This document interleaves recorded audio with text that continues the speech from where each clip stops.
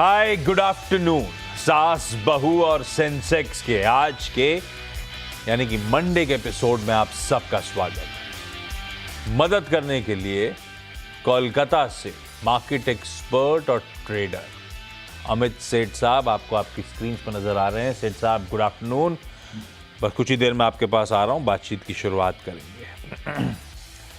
Reach out करने और यार एक ईमेल आईडी सोचा था मैंने, वो मिस हो गया, नहीं तो अदरवाइज व्हाट्सएप नंबर और ईमेल आईडी काफ़ी है। डॉक्टर साहब प्लीज़ इंश्योर करिए कल वो मिले अपने को, सिर्फ ईमेल आईडी और व्हाट्सएप नंबर काफ़ी है। खैर रीच आउट करिए आप लोग, वो हमारी टीम सबसे कांटेक्ट में रहेंगी और अपन लोग किसी दिन सेठ साहब जैसे किसी बाजार के बढ़िया से जानकार से अपनी क्वेरीज सॉल्व करवा रहे होंगे। खैर इस बीच मार्केट स्क्रीन्स पर आएंगे। बढ़िया टचवुड मोमेंटम पकड़ लिया है। 2/3 निफ्टी और 3/4 सेंसेक्स मजबूती के साथ कामकाज करता हुआ। शुरुआत मतलब बेसिकली नियर फ्लैट ओपनिंग हुई थी और स्क्रीन्स पे बढ़िया तरीके से सारी तेजी हम भुनाते हुए एज वी स्पीक दिन के हाईस के आसपास 76 के हाईस थे, 40 के आसपास, मोटा मोटी दिन के हाईस के आसपास इस समय भारतीय बाजार कामकाज करते हुए। मोमेंटम तूल पकड़ रहा है बैंक निफ्टी के कारण।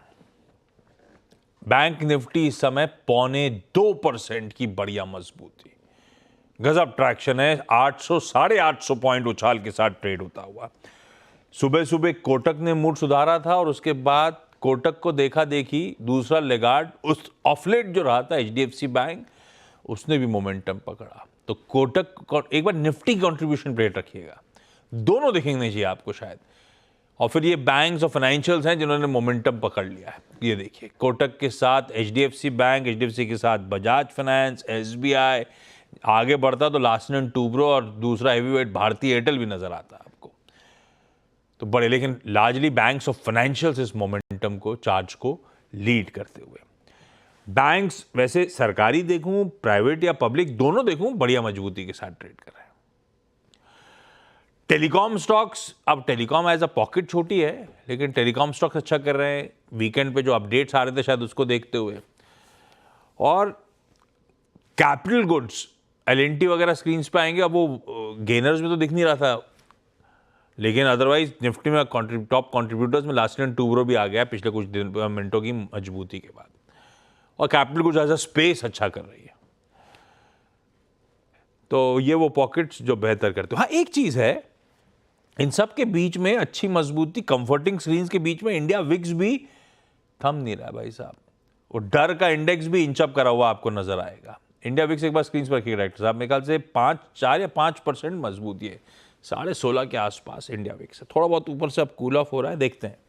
पर इंडिया विक्स 15 के ऊपर मिले तो वैसे भी लॉजिकली अनकंफर्टेबल लेवल्स हैं और वो इंचअप नजर आ रहा है। खैर सेठ साहब से जानते हैं। फिर हफ्ते का आगाज बढ़िया हुआ है।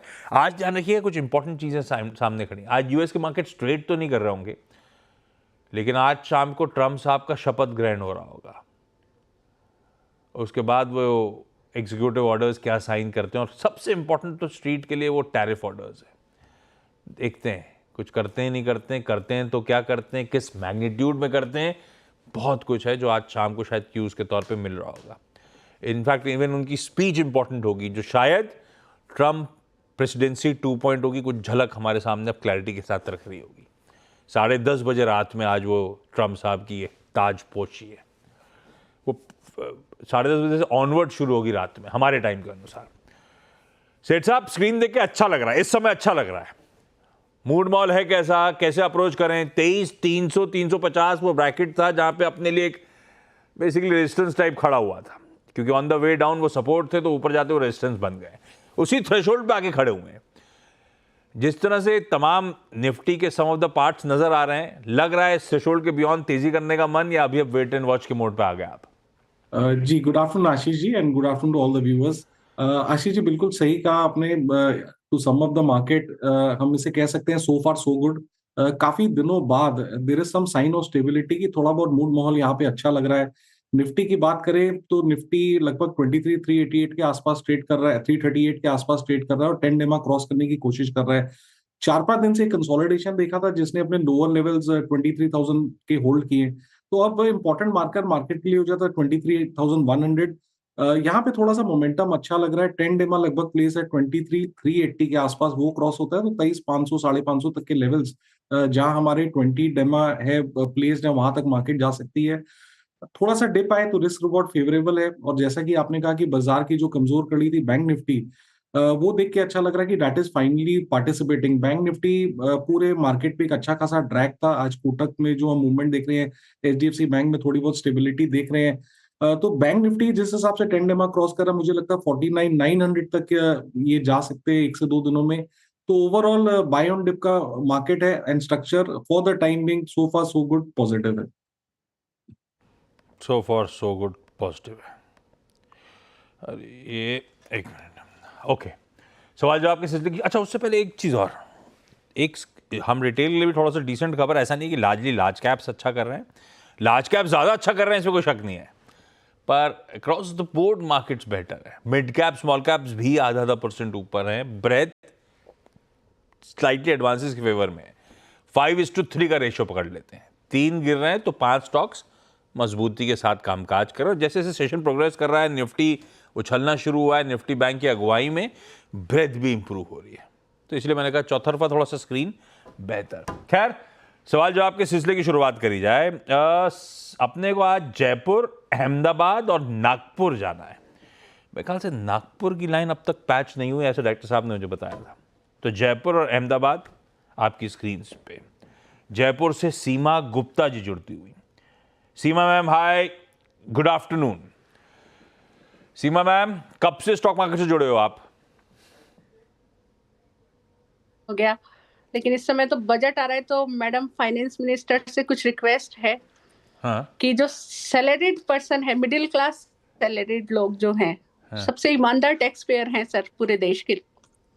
उनके लिए टैक्स रिबेट बहुत जरूरी है। सैलरी बढ़ती नहीं उससे पहले तो टैक्स की चिंता हो जाती है सर। आपने मेरी दुखती नफ्स पे भी हाथ रख दिया है। बड़े ईमानदार लोग हैं हम लोग, बहुत बोझ उठा रहे हैं मैडम, हम सबकी जरा सुन लीजिए आप इस बार। मैडम से ये रिक्वेस्ट है। हाँ, हम बहुत पसंद करते हैं मैडम आपको, बहुत बढ़िया गवर्नमेंट को भी, पर टैक्स रिबेट तो मिलना चाहिए।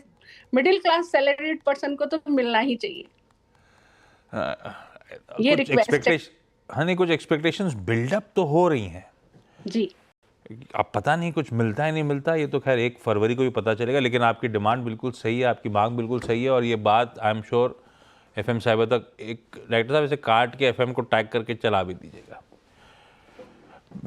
सीमा मैम, आप करते क्या हो जयपुर में? सर अभी तो प्योरली इन्वेस्टमेंट, हस्बैंड और बच्चों से जो गिफ्ट के रूप में कोई ज्वेलरी नहीं चाहिए, पैसे चाहिए, उसको इन्वेस्टमेंट में लगाती हूँ। वो फिर 4 पैसे कमाती हूँ, वो भी टैक्स में चला जाता है सर। पहले सैलरी पे टैक्स, उसके बाद उस पे भी टैक्स, फिर बाजार में कुछ अच्छा है, आपने खरीदने बोला जाओ हस्बैंड और उसमें भी बच्चों से टैक्स। कुछ नहीं चाहिए, कैश पैसा चाहिए, और पैसे को स्टॉक मार्केट में डालना है, इन्वेस्ट करना है जी। कैसे इन्वेस्ट करते हो? स्टॉक कैसे डिसाइड करते हो? आप खुद ही डिसाइड कर रहे हो या कोई गाइड करता है? हस्बैंड भी करते हैं, साथ में आपकी चैनल देखती हूँ, और अब काफी टाइम हो गया तो खुद डिसाइड करती हूँ। परफेक्ट है। सीमा मैम, पहला सवाल कौन सा अमित जी के लिए? सर ई मुद्रा लिया मैंने, 100 शेयर्स हैं 948 की रेट पे, तो इसके लिए क्या करूँ? ई मुद्रा प्रोटीन ई 948 पे खरीदा है, 960 के आसपास मेरे ख्याल से जी। हाँ, 960 चल रहा है ना, और ठीक है, धीरे धीरे करके इंचअप कर ही रहा है। पूछूं क्या, सही चुना है, लंबी अवधि के लिए बने रहूं या नहीं बने रहूं, ऐसा पूछूं? जी जी, लंबी अवधि के लिए कितना रखना है, मतलब क्या टारगेट रखूं? ठीक बात है। सीमा मैम ने सही चुना है क्या अमित जी? ई मुद्रा चार्ट्स कैसे बैठ रहे हैं इसके? जी, गुड आफ्टरनून मैम। अगर आशीष जी चार्ट की बात करें तो चार्ट तो अच्छे ही लग रहे हैं। यहाँ पे कंटिन्यूअसली हाई लोज बन रहे हैं, की मूविंग एवरेजेस के ऊपर स्टॉक ट्रेड कर रहा है, और कंटिन्यूअसली कुछ दिनों में मैंने हम देखते हैं अक्सर एक नया हाई बनाता है। तो ओवरऑल चार्ट स्ट्रक्चर पॉजिटिव है। आज के सत्र में जरूर थोड़ी सी प्रॉफिट बुकिंग हम देख रहे हैं। नजरिया मैम का लंबा है, जैसा कि इन्होंने कहा, तो एक मूविंग एवरेजेस लगभग 930 के आसपास आता है। वहां पे एक स्टॉप लॉस लगा के रखें और स्टॉक को होल्ड करें। होल्ड करिए मैम। कोई अमित जी, आपका कोई मन नहीं है क्या फाइनेंस मिनिस्टर के लिए? हम मिडिल क्लास तो दिक्कत में, आप ट्रेडर बंधुओं के कुछ रिक्वेस्ट नहीं है क्या? नहीं सर, हम ज्यादा बोलते हैं तो फिर वो टैक्स कुछ बढ़ के ही आ जाता है। जाता है, कुछ बोलो ही मत। मैडम हमें ध्यान ही ना दे, ज्यादा अच्छा है। हाँ, ये बात भी सही है कि ये भी एक अप्रोच है। अच्छा, अहमदाबाद जा रहा हूँ भविषा सुवा जी के पास। Bhavisha ma'am, hi, good afternoon Bhavisha ma'am. Good afternoon sir. क्या करते हो अहमदाबाद में भविषा मैम आप? सर मेरा एक छोटा सा रिक्रूटमेंट एजेंसी है खुद का, एंड साथ में अभी जस्ट 6-8 महीने से सीख रही हूँ शेयर मार्केट। रिक्रूटमेंट एजेंसी मतलब जी। बेसिकली कंपनीज के साथ टाई अप है, उनके लिए सोर्सिंग करते हो, क्या होता है? जी सर, कॉर्पोरेट कंपनीज के साथ टाई अप रहता है। और कैसा इस समय कंपनीज को रिक्रूट कर रही है या मामला ठंडा पड़ रहा है? नहीं सर, काफी अच्छा जा रहा है। मैं और अमित जी रेज्यूमे भेजते हैं आपको, देखो आप फिर। भविषा मैम, पहला सवाल कौन सा? सर मैंने HDFC 9020 CE का 3 लोट लिए थे 675 HDFC 9020 call. Okay, 1920 yes, 1920 call. 1920 का कॉल लिया HDFC बैंक का? जी सर। क्यों लिया? सर एक फ्रेंड के थ्रू एक टिप थी, तो मेरा एवरेज उसमें 5.65 का 3 लॉट है। फ्रेंड ने क्या बोला था? सर वो जाएगा अब 2200 का कुछ उनका टारगेट था। वो लंबी अवधि का हो सकता है, अपन ने तो कॉल लिया हुआ है, एक्सपायरी अगले हफ्ते खड़ी है। जी सर। इसमें चल कितने पर आए? कुछ पैसे बचे डॉक्टर साहब? नहीं बचे, 60 पैसे बचे हैं। दलाली एडजस्ट हो रही है, ऊपर आ रहा हो तो निकल लेना चाहिए वैसे तो, लेकिन अमित जी ज़्यादा बेहतर बताएंगे। अमित जी चला दो यार, 2 हफ्ते में कुछ हो जाएगा क्या? 1960 वाला कॉल, नहीं आशीष जी, 1920 वाला, सॉरी जी डिस्टेंस बहुत ज्यादा है। करंट प्राइस 1653 है, इन्होंने 1920 रुपए का लिया, तो संभावनाएं ऑलमोस्ट जीरो के बराबर है। तो कुछ भी बड़े, बिकॉज बहुत फास्ट ये डिप्रिशिएट करेगा, 10 दिन रह गए, तो यहाँ से निकलने की सलाह है। और मैम को ये एडवाइस है कि कभी भी कोई स्टॉक में अगर आपको मोमेंटम लगता भी है, अगर आपकी स्टडी कहती है या किसी पे आपको विश्वास है कि नहीं इसमें मोमेंटम लग रहा है, तो इतना आउट ऑफ द मनी मत लीजिए। अगर लेना भी है तो 1 और 2 स्ट्राइक्स, जैसे अगर 1650 का भाव चल रहा है और आपको लगता है कि ये 1700 तक जा सकता है, that is a more reasonable target, तो 1 और 2 strikes out of the money लीजिए। ज्यादा आउट ऑफ द मनी लेंगे तो वो डेप्रिशिएट कर जाएगा, और जैसे कि हमने इस केस में देखा, आपको लॉस हो जाएगा। तो इतना आउट ऑफ द मनी कभी मत लिया करिए। तो बेसिकली अगर 1650 1660 पे चल रहा है तो 70-80 वाला लेके खत्म करें, है ना? जी जी, अगर हमारा व्यू मोमेंटम का, बिकॉज ऑप्शन तभी लेना चाहिए जब हमें मोमेंटम नजर आए स्टॉक। बिल्कुल ठीक है। और इतनी दूर का बस कहने के लिए हो गया कि आपकी दलाली बड़ी कम जाएगी इसलिए ले लो, और चल गया तो ऐसा हो जाएगा, चलने की लाइक्लीहुड ना के बराबर है मैम। ये जितना लगाया सब डूब गया। दलाली निकल रही है 60 पैसे पे, तो मैं अमित जी निकल जाए ना, जो है दिखाई स्क्रीन पे, आशीष है जी ना? निकलना ही चाहिए, because this is unrealistic target for 30 हाँ नहीं, निकल जाइए मैम, कुछ नहीं बचा इसमें, सारा नुकसान हो गया मैम। ये गलत आइडिया था। और फ्रेंड ने अभी तक रख रखा है कि वो निकल गया? उन्होंने भी रखा हुआ है। हाँ, उनसे भी बोलिए निकले, अनलाइकली सिनेरियो है, कुछ प्ले आउट हो इस पे। अच्छा, ये सारे कॉल पुट पे करते हो या कैश वैश में भी डिलीवरी भी लेके रखते हो मैम? नहीं सर, अभी जस्ट मैंने, मतलब मुझे इतना ज्यादा, मैं सीख रही हूँ तो ज्यादा नॉलेज नहीं है। जो जहाँ से मतलब कुछ टिप आती है कुछ फ्रेंड से, या फिर ये टिप टिप वाला गड़बड़ है। कोई अच्छा सा फाइनेंशियल एडवाइजर रख लो, ज्यादा बेहतर नहीं होगा क्या? उससे पैसा मैनेज करवाओ, या फिर नहीं, ये ऐसे तो डूब जाएगा। ये सीखते सीखते तो कॉल ऑप्शन अपनी वाट लगा देगा। Okay sir. है ना? ये ऑप्शन में ट्रेड करके शुरू सीखना गलत आइडिया है मैम। अच्छा, आपने कभी पढ़ा इनके बारे में कुछ, या ऐसे ही फ्रेंड ने बोला था ले लो तो ले लिया? नहीं सर, मैंने मतलब मैं थोड़ा सा देखा था, मैंने चार्ट वगैरह काफी उसमें थोड़ा ट्राई किया, बट मुझे उतना कुछ समझ में नहीं आया, टू बी ऑनेस्ट। ना करने का मैम। अच्छी क्वालिटी के स्टॉक्स पे अभी तो कैश में रहो, सीखो वीखो, उसके बाद ये सब आजमाना। और वो भी प्रॉब्लम है तो बढ़िया किसी एडवाइजर से कंसल्ट करने का, थोड़ा सीख के करने का। नहीं तो जब तक सीखेंगे अपन, पता नहीं कैपिटल नहीं बचे ना, तो क्या फायदा। सही है। सीमा मैम, अगला सवाल। सर HDFC लाइफ है 200 शेयर्स 693 पे, और ये सर 2021 में भी इसके यही भाव थे, इससे भी ज्यादा। फिर ये बढ़ता ही नहीं है, बस फ्लैक्चुएट इसी रेंज में। तो क्या करूँ अभी? अमित जी यार ये कुछ चल के नहीं दे रहा है। नाम के लिए तो अच्छे नाम है, HDFC ग्रुप की कंपनी और ये वो सब, ये कितने सालों से इसी जोन के इर्द गिर्द घूम रहा है। क्या करना चाहिए? अभी भी 50-60 रुपए का लॉस ही हो रहा है मेरे को। जी आशीष जी, डेफिनेटली स्टॉक ने कुछ नहीं किया और डिसअपॉइंट ही किया, और करंटली भी हम देख रहे हैं 200 डेमा से एक रिजेक्शन यहाँ पे मिला और थोड़ा सा नीचे आ गया। बट हैविंग सेड दैट, 2 दिनों के पहले का अगर हम प्राइस एक्शन देखें तो वो गैप के साथ इसने अपना बेस क्रॉस किया था और वो गैप अभी भी होल्ड कर रहा है। मैं ऐसा नहीं कहता कि यहाँ पे कोई इमीडिएट मोमेंटम है, बट ऐसा देख के लगता है चार्ट की जितनी सेलिंग होनी थी वो एग्जॉस्टेड है। तो एज लॉन्ग एज 615 इंटैक्ट है, थोड़ा सा पेशेंटली होल्ड करिए। मुझे लगता है डेफिनेटली आपको यहाँ पे हायर लेवल्स मिल सकते हैं, जब तक 615 रुपए इंटैक्ट है यहाँ पे। 615 जब तक इंटैक्ट है, हायर लेवल्स मिल जाएंगे आपको। होल्ड करिए सीमा मैम। भविष्य मैम, अपना अगला सवाल। सर मेरा अगला नेक्स्ट भी ऐसा ही कुछ ठीक है। JSW स्टील, हाँ, जनवरी का कॉल है 1000 का। JSW स्टील 1000 का 920 पे चल रहा है, इसी एक्सपायरी का। ये भी मुश्किल हो गया है। हालांकि ये तो फिर भी रियलिस्टिक था, वो तो अनरियलिस्टिक था, लेकिन ये भी मुश्किल है। क्या 5.5 पे लिया हुआ है? हाँ सर, 5.550 डॉक्टर का। साहब खोलोगे क्या जनवरी का? 5.5 का आधा हो गया है। टाइम डिके भी और खत्म ही हो। क्या करें अमित जी? JSW स्टील जनवरी 1000 का कॉल 5.55 पे खरीदा हुआ है, जी निकल जाए? जी आशीष जी, निकलना ही सही रहेगा क्योंकि स्टॉक 200 डेमा के नीचे ट्रेड कर रहा है और बीच बीच में कोशिश जरूर करता है। जैसे कि आज अर्ली मॉर्निंग भी हमने देखा एक अटेम्प्ट लिया 925 तक। 925 भी अगर निकलता तो एक 50 day exponential moving average resistance आता लगभग 938 के आसपास। तो मेरी सलाह ये है कि थोड़ा सा डिफिकल्ट है, टाइम कम है। मैं ये नहीं कहूंगा चार्ट खराब है, चार्ट कंसोलिडेट कर रहा है, लेकिन जैसा कि मैंने मैम को पहले कहा, ऑप्शन तभी लेना चाहिए जब हमें अंडरलाइंग में एक अच्छा खासा मोमेंटम नजर आ रहा हो। नहीं तो हो सकता है स्टॉक आस्ते आस्ते उस प्राइस में पहुंच जाए, लेकिन अगर वो पहुंचा आफ्टर एक्सपायरी तो आपके कोई फायदे के लिए नहीं रहेगा। तो in the instant case 2 rupees 30 पैसे के आसपास ट्रेड कर रहा है तो इसमें से एग्जिट ही कर जाइए। इसमें भी लॉस बुक करना है मैम, निकल जाइए, जो पैसा आ रहा है रख लीजिए। सीमा मैम, अगला सवाल क्विकली। सर नोवार्टिस इंडिया है 100 shares at the rate of 1100, 1100 रुपए में लिया। 1100 पे नोवार्टिस खरीदा हुआ है। अमित जी चार्ट देखेगा, आमतौर पे चर्चा में आता नहीं है नोवार्टिस। चार्ट देखे आपने? 1100 का खरीदा हुआ है, 850 पे खड़ा हुआ है। आशीष जी, नोवार्टिस का अगर चार्ट देखें तो कंटिन्यूअस एक इसमें डाउनवर्ड ट्रेजेक्टरी है। स्टॉक ने रिसेंटली एक हाई दिखाया था 1150 का और उसके बाद कंटिन्यूअसली ड्रैग डाउन कर रहा है। 200 डेमा भी ब्रेक हो गया और सारे की मूविंग एवरेजेस के नीचे ट्रेड कर रहा है।